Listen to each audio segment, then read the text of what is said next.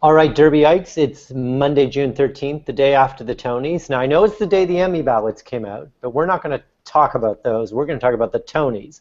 And I've got two people that I'm Paul Sheehan, executive editor of Gold Derby. I've got two people that you've seen me talk to Tonys about, David Buchanan and Sam Eckmann. And we have a guest star, Charlie Bright, who you've seen on some of our Emmy and Oscar slugfest. But Charlie did such a great write-up yesterday on the good, the bad, and the ugly, most of which I disagree with. But we decided we'd let him join us, mainly because David, Sam, and I all got 21 out of 24. And Charlie, how did you do? I did slightly worse. I got 20 out of 24 because I missed all play categories. And I foolishly stuck with this notion that She Loves Me was going to win revival of a musical over The Color Purple. And, it was because I looked at the nominations and, it had 8 nominations all across the board. I thought, oh, yeah, of course it's going to win. And then I saw the performance of The Color Purple and I went, damn it, that one's out the window. Well, and so that's why we let Charlie join us, because if he'd done better than us, forget it. And there were, I think, 4 people at Gold Derby that did better than us. Yeah. But I think, Sam, didn't all 3 of us, the 3 real experts, didn't we all miss the same thing? Yeah, we got the same things wrong. Choreography, which I think we backed Savion Glover, all 3 of us, and then lighting design, which I'm so pissed because I listened to the experts, because no one had Natasha Katz. That's who I had in first place. And had I gone with my gut, I wouldn't have switched her, and I would have gotten it right. And then what was the other one we got wrong? Costume design, which if he had gone with the experts, we would have gotten right, because they all had eclipsed, and in our last video we were like, we can't see why. And then it was the first award of the night, was costume design, which we all got wrong, and it was I was very worried. But we did pretty well overall. Yeah, and then considering I'm supposedly an expert, I shouldn't have but I let you two. I mean, just if people are just seeing Sam Eckmann and David Buchanan now for the first time, I mean, these 2 fellows, they know their Tonys. They know their Tony history. I mean, they're relatively young compared to me, but they reference, the number of Tony nominations somebody's got or the wins. And so really, let's start. Okay, Hamilton swept, of course. We all predicted that. And I think the 3 of us, should be proud of the fact that we did think it was going to get stopped by the Scenic Design Award. So we got that one right. We figured out David Rockwell was finally going to win. Why do you think Andy blankety blank won for? Yeah. Well, I was saying blankety blank when he won because it meant that my Savion Glover prediction was wrong. So, David, why do you think Andy won over Savion, who had won that same award 20 years ago for another collaboration with George Wolfe on Bringing the Noise, Bringing the Funk, or the other way around? Why do you think Andy won this year? I think it was innovative and different choreography than they're used to seeing. Savion gave Shuffle Along such tremendous choreography and very appropriate for the time era, and so much of it. So that's why I think we all thought that they would go to him. He's beloved in the industry, and there was just so much. I mean, if you saw the shuffle number during the telecast, I mean, that number is the opening number of the show alone.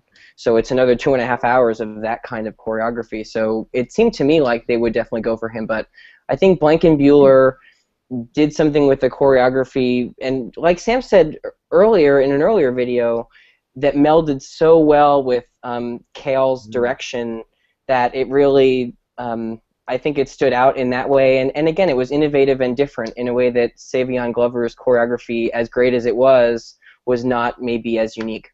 And Charlie, so you had pricked Andy. You predicted him correctly that he would win. Yes. But then you knew enough not to go with the Scenic Design. No, I predicted that. I stuck with She Loves Me for the Scenic Design, basically on a whim. I just kind of figured that that's what I was mainly basing it off the experts, and also reading some of the reactions about certain aspects of the show. just thought that that seemed more likely. But the Hamilton one, but the choreography one, I just thought would kind of get caught in the sweep of Hamilton as well. Right. Now, Sam, I've referenced this before in videos, but boy, when Sam schooled me in Best Actress in a Musical when we first met, saying to me, "You don't even have Cynthia Erivo in your predictions for nominations, and she's going to win."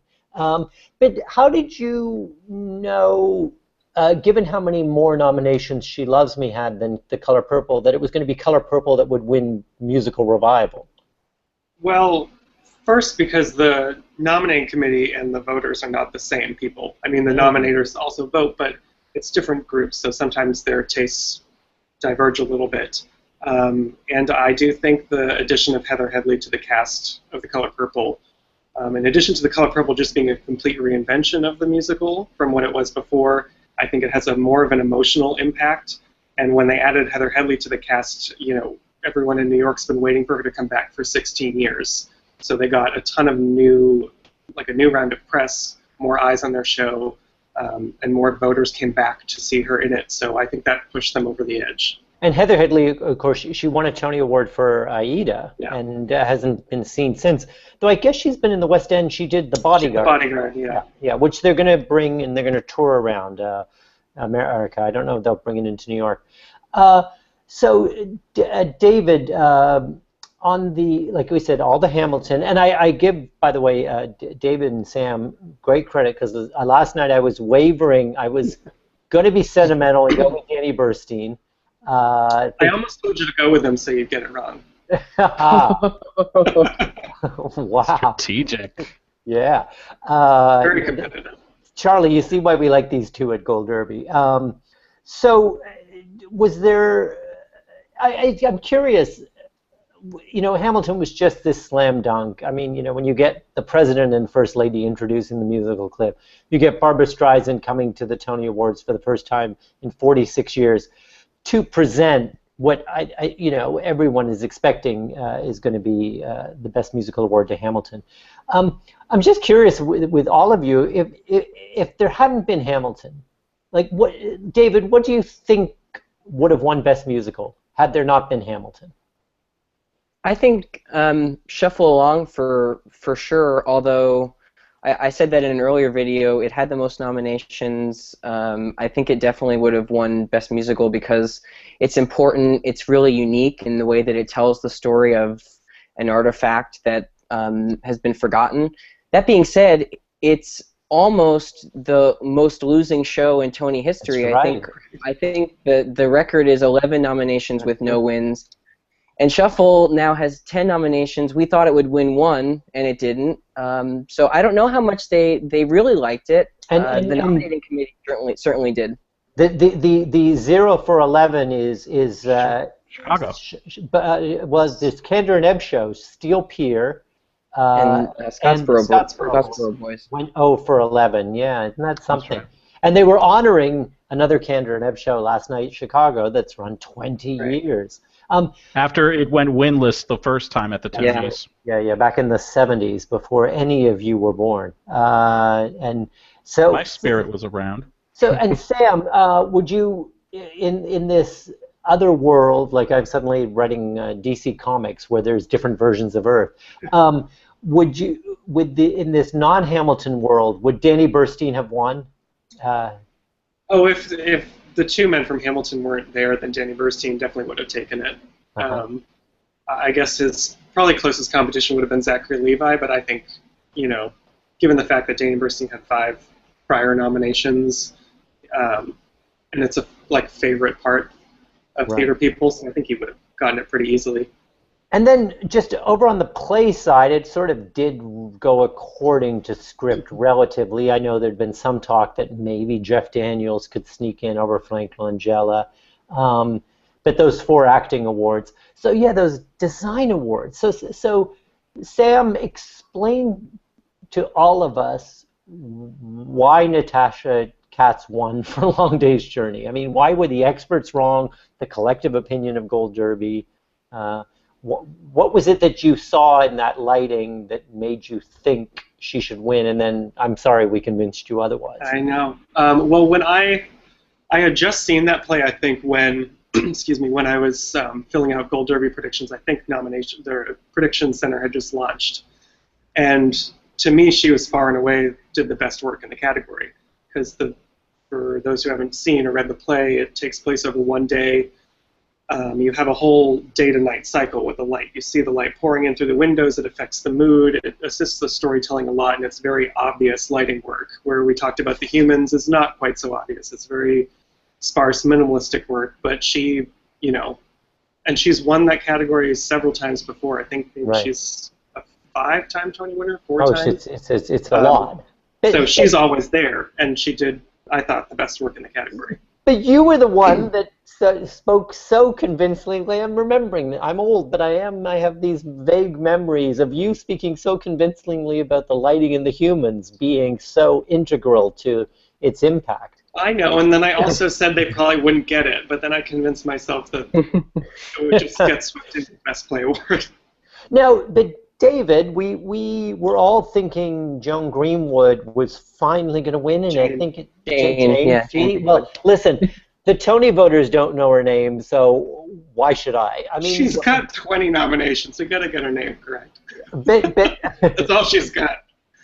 Why? Yeah, what does she have to do to win a Tony? I really, it's kind of staggering. I don't know what to say. I wonder if.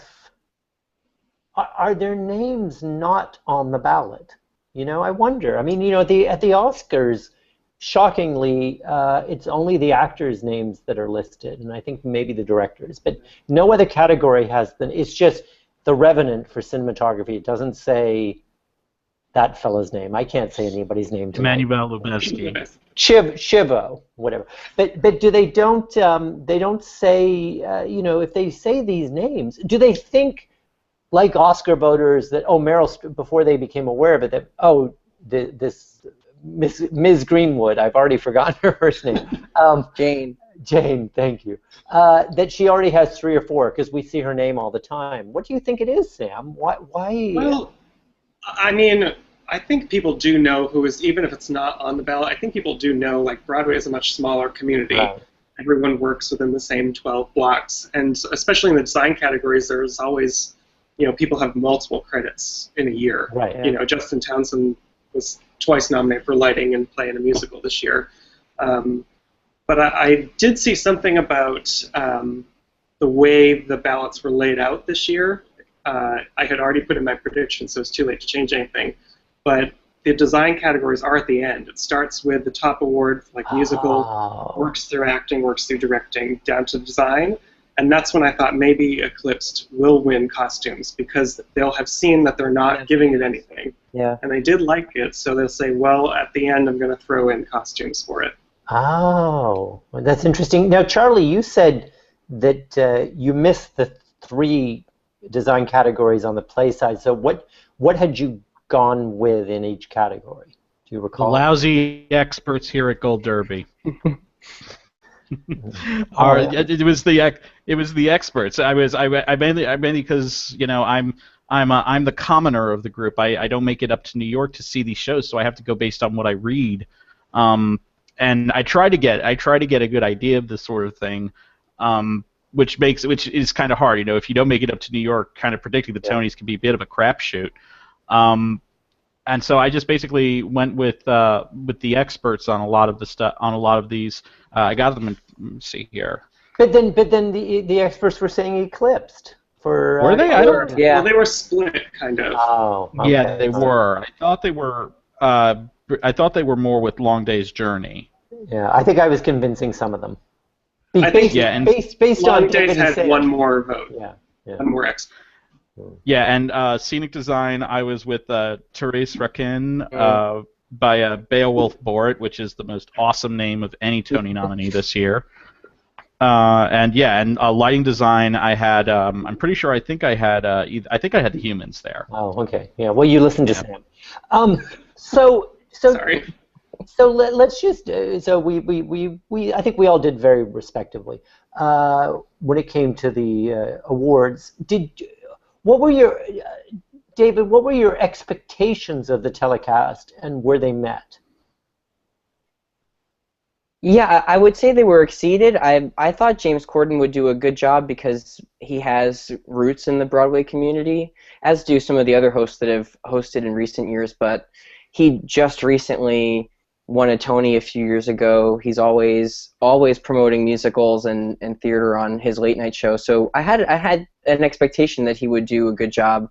And he exceeded it for my expectations for me because the tone of the show was really light and not cynical. Like there's a tendency in theater awards to kind of be self-deprecating or put down certain, like pander to stereotypes in certain groups. And I didn't really see much of that. It was a really kind of happy, celebratory ceremony without too much political humor. I know there were some political jokes interspersed, and some of them paid off really well. Others were, kind of obvious shots. But I thought just the overall mood and tone of the evening was really nice. Yeah, and I know I'm going to come to you, Charlie, because I know you had mixed feelings. But Sam, what about you? You're an actor. Did you enjoy it? Was it sort of 3 hours of pleasure for you to watch that? Yeah, I thought Corden did a great job as the host. I thought he was really charming. I thought they started the show off in a nice way of acknowledging what happened in Orlando and like taking a little transition and then going into the show. And I thought all the performances from the musicals themselves really translated well. Oftentimes there are like hit shows, ones that'll win the Tony that don't translate to the bigger stages they put the ceremony on. But I thought for the most part they did a really great job. And in terms of that opening, yeah, the somber and the facing the camera, I mean, away from the audience and speaking about what happened in Orlando. But then what I liked about the opening number is that message of empowerment, and I mean, I'm a sucker for all this, but that transition from the children to the nominees. This could be you. Great. That was terrific. Yeah. So good. Yeah, and then I know now, Charlie. Yeah, I don't think you were as enthusiastic as the rest of us. So give us the common view. Give us the. Well, I want to preface this by saying this. I don't think James Corden did a bad job. I thought he did a good job. But my issue with the opening, and not the somber opening, I thought that was magnificent, having the camera face out into the audience, giving that impression that James Corden and all of Broadway stands with Orlando right now, which was exactly the message they needed to deliver. But that opening rap was so brilliant. With those lyrics about James Corden, and then he comes on and, in the style of the song Alexander Hamilton, but then he does a couple jokes and then switches to a completely different song, where, I guess it was more just like the bulk of it where, it's just him singing songs from different shows, and it's like, okay, I can see any host do that. I do like the message, though. I definitely related to that. I was and kind of still am the pudgy kid in theater class. So I definitely got that and appreciated that. It's just that I guess since it took a direction, it went in a direction that I wasn't expecting, and I didn't find that I wasn't enjoying as much. That the message kind of was lost on me. No, I know the one quibble you had was you would have liked them to make more of a big deal of the 70th anniversary. So that little bit what they did outside the Beacon, the kind of parody of what happens outside of Hamilton a couple of times a week. You didn't take to that, Charlie, right? You didn't like that little pastiche where the cast would come out and sing a song from a previous Best Musical winner. In the moment, I wasn't a fan of it, but I actually have to tell you, it's actually been growing on me as I've been thinking more about it. And I'm not just doing that to appease the masters here. I actually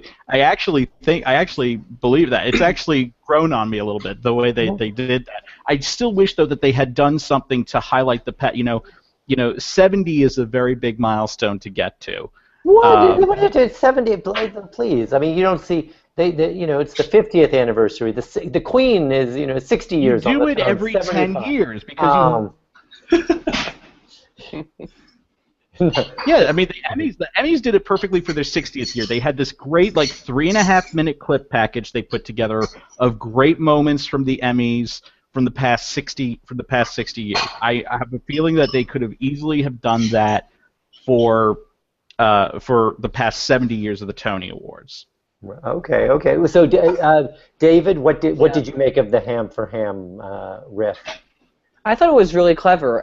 It's kind of another thing from Hamilton, not within the show proper, that has kind of captured the zeitgeist. So it was nice to see them try to replicate that and honor that in the ceremony. I kind of take Charlie's point, though, that they have very limited amount of time to showcase a heck of a year's worth of shows that people don't necessarily have the opportunity to see.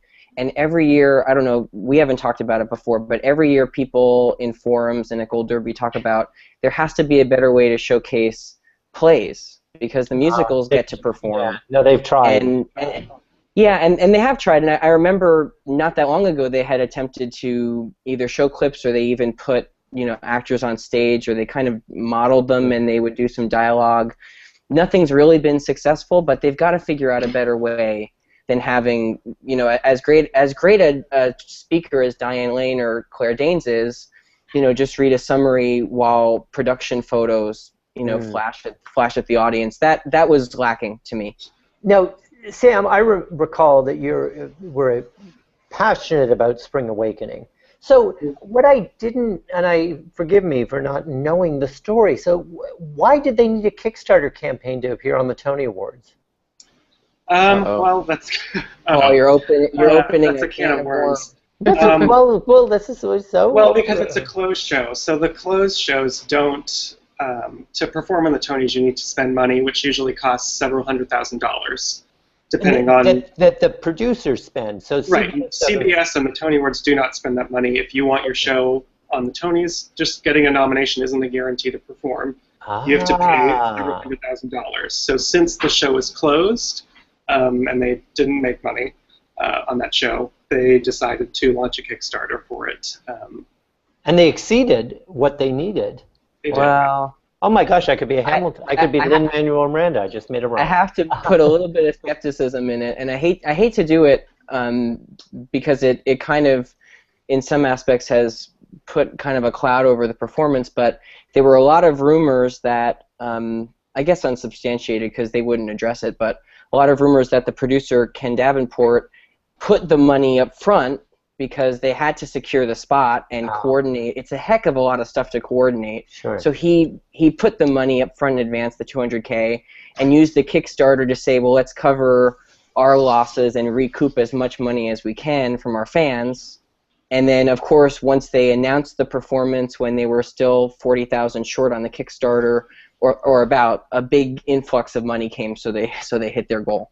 So it was a little shady, but having said that, I thought it was great that they were able to perform, and really for people that A, didn't get to see the performance, and B, did, and know how important it was of a message to communicate, and really nice to showcase this specific message of this production. I thought it was nice that they had the ability to do so. Well, Daniel Dupont got to perform after all. Oh, at least he made it to the Tonys. Well, and it's wonderful. Close though, because after seeing that, I was like, oh man! And I saw Spring Awakening twice when it came to the Kennedy Center. I want to see that production. Well, I think that regardless of how it came to be on the show, that's exactly what they're hoping to achieve. Yeah. People in other cities will be like, ooh, let's get they may plan a tour, so hopefully that gets people excited for a tour. So that explains the presence of On Your Feet, which only had one nomination for choreography. Why? So those producers felt like, let's spend a couple $100,000 on this extended commercial. Yeah, exactly. That's why Finding Neverland performed on the Tonys twice, 2 years, because they wanted the advertising time. As long as you have the money, you can basically get a spot. So the show it ran a little long. Usually they come in right about 3 hours. It was about 3:15. It was interesting. I think David said this in an email back and forth. We were or maybe it was Sam. I referenced that Barbra Streisand, who presented Best Musical, had not been on the Tonys since she got an honorary award for Star of the Decade in 1970. She'd lost her 2 Tony races in the early 60s.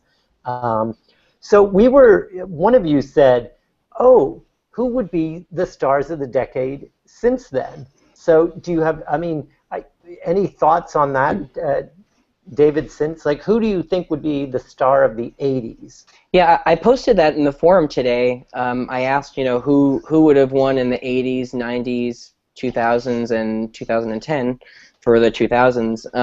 And the responses were kind of mixed. I saw, I don't remember who people were saying for the 80s, but I saw Patti LuPone, I saw Audra McDonald, I saw Nathan Lane, I saw Sutton Foster. A lot of musical performers, nobody for plays, which I guess is unsurprising because the musicals tend to have a longer shelf life in terms of memory and performance. But a lot of different names popping up, and it's hard. I kind of did some research about it when I was posting in the forum, and the criteria for who was eligible or who was going to win that Star of the Decade award, I couldn't find. I don't know if you had to be nominated or. No, there was no. I just wanted to give an award to Babs.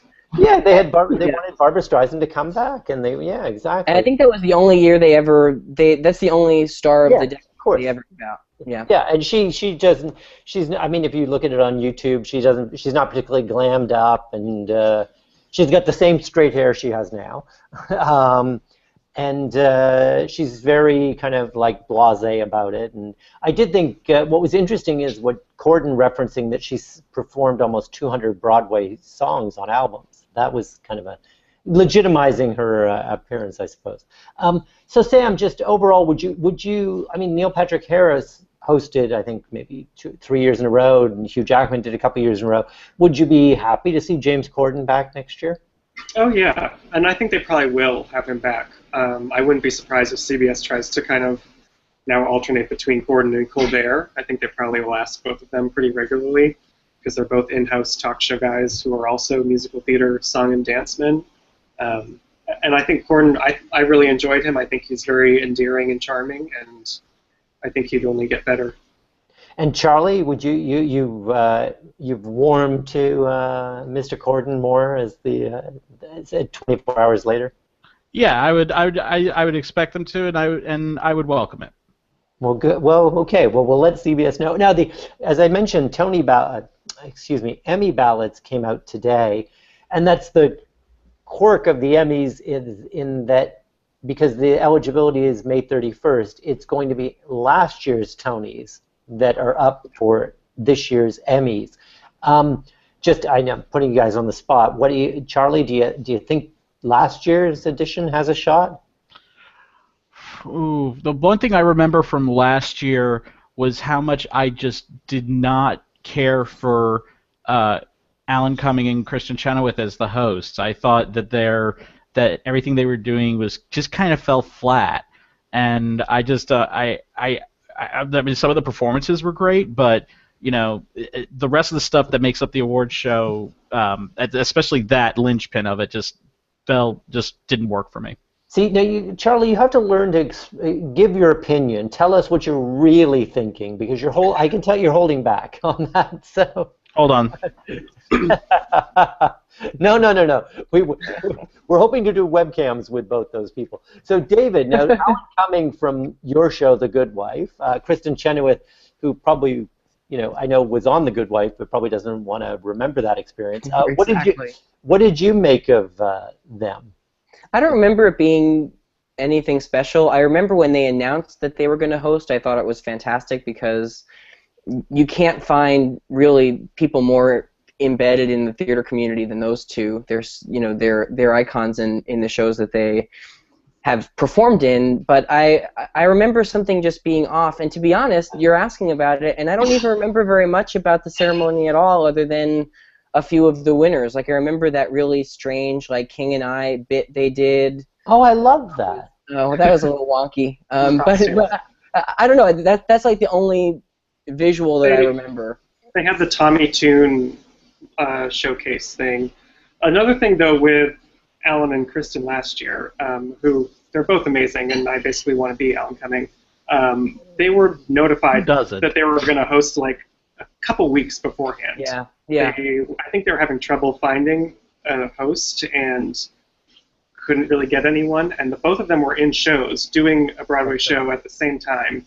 I thought they were. It was kind of, so it was a little last minute. They didn't have a ton of great bits to do, but I mean, for coming together with like a couple of rehearsals and then going on the Tonys, I thought it was pretty good. Yeah. I read, Alan Cumming wrote a wonderful piece about it, just kind of being like shot out of a cannon, and really for over 3 hours live. The bits he did. I thought they were delightful. They have great chemistry because they're friends in real life. So, but I thought there was a looseness to it, and I think sometimes these shows, and I don't think it applies to last night, but they can be a little overproduced and a little too. The planned spontaneity aspect of it can get a little tiresome. So I thought that they were delightful. Well, listen, you guys, you've educated me so much on the Tonys, and Charlie, you chimed in, and by the way, kudos to Charlie, who did not only this good, bad, and ugly piece, but he is our resident. I'm going to try and say it. Statistician. The guy that keeps track of things, and he, what was it that you came up with last night about Cynthia Erivo and David Diggs? Oh, they became the latest people to win Tonys for their Broadway debuts. And there's a roster, dating back to the early days. Oh yeah, I have the spreadsheet. And Stephen Carell for Best Play too. That's right. Broadway debut. And I love the part I love about Stephen Carell is he was on the nominating committee and had to recuse himself when his play was going to go to Broadway. So it's like Sam said, it's a small community. Was it weird to anybody else that Scott Rudin got to the microphone first before Stephen Carell, the actual person who gets the Tony for Best Play? I mean, they both win. That's unfortunately a thing that I would love for them to change and have a Best Script category. I think it's kind of absurd that our playwrights don't have a script category, like Tony Kushner and Terrence McNally don't have their own category, which is kind of silly. When Scott Rudin's in the EGOT Club, so I think he gets to do whatever he wants, And he produced 5 of the best musical or play. That's right. They all got nominated. Yeah, because he had just been up on stage. Humans, Blackbird. Yeah. No, it's been up on for Review from the Bridge. And he does movies, and we'll be talking about him in the Oscar season. He does TV shows, so he's a omnipresent. So, well, listen, thank you all for taking some time on a Monday night to talk Tonys, and now on to the Emmys. And